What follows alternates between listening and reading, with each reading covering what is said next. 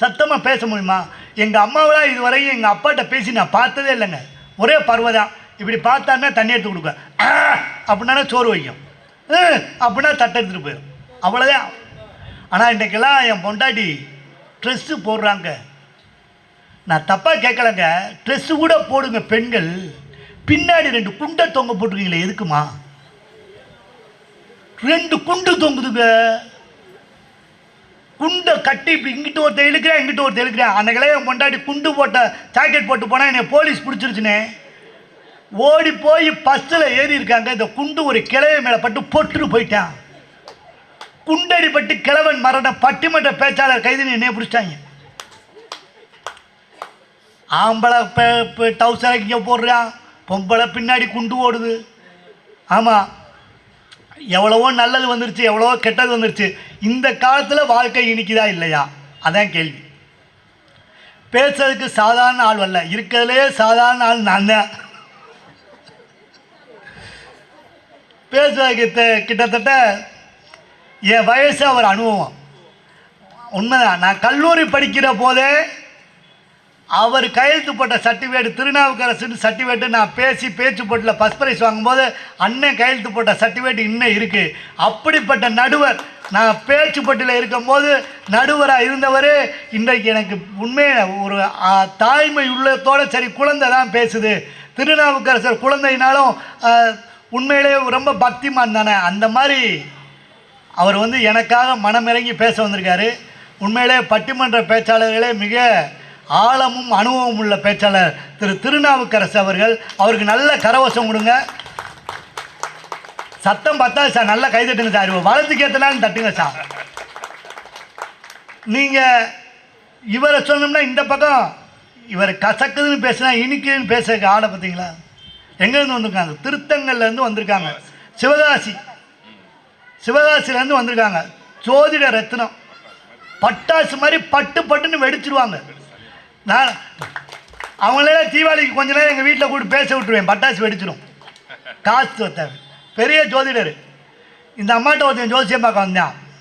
அவன் சொன்னால், அம்மா எங்களுக்கு குழந்தையே இல்லை, எதுக்கு ராமேஸ்வரத்தை ஒரு கால் அடி உங்கள் கால் பட்டுட்டு வர மாதிரி போயிட்டு வாங்கன்னு. அதுக்கு அந்த நாள் சொன்னேன், எங்கள் ஊரே ராமேஸ்வரம் தான்மா. அப்படி மிகப்பெரிய ஜோதிட ரத்னம். இந்த பக்கம் அண்ணன் முத்து இளம் அவர்கள்.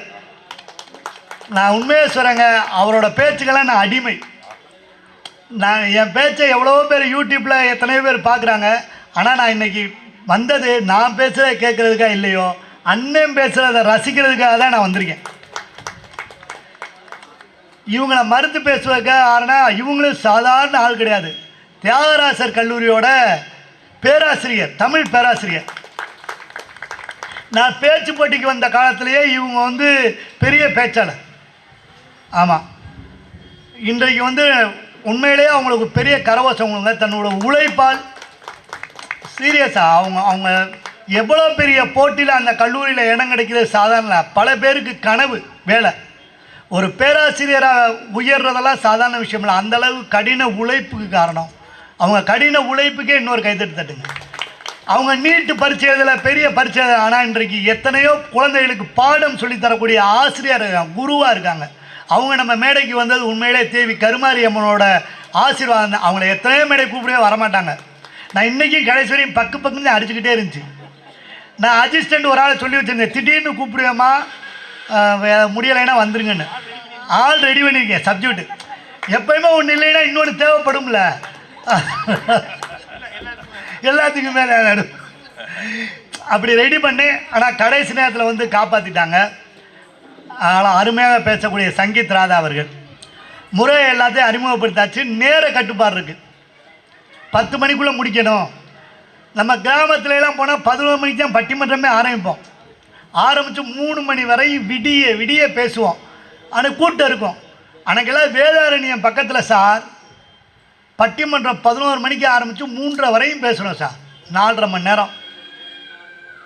நன்றி வணக்கம்னு சொல்ல போகிற ஒருத்த கூட எந்திரிக்கல, அப்படியே உட்காந்துருக்காங்க.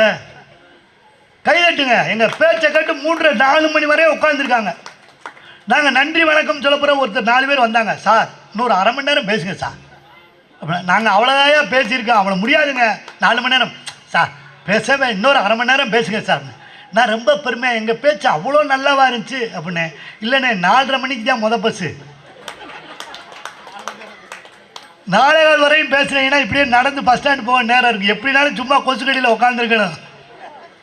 நீங்கள் பேசி விட்டீங்கன்னா எங்களுக்கு பொழுது போகும். நாங்கள் அந்த மாதிரிலாம் இருக்காது.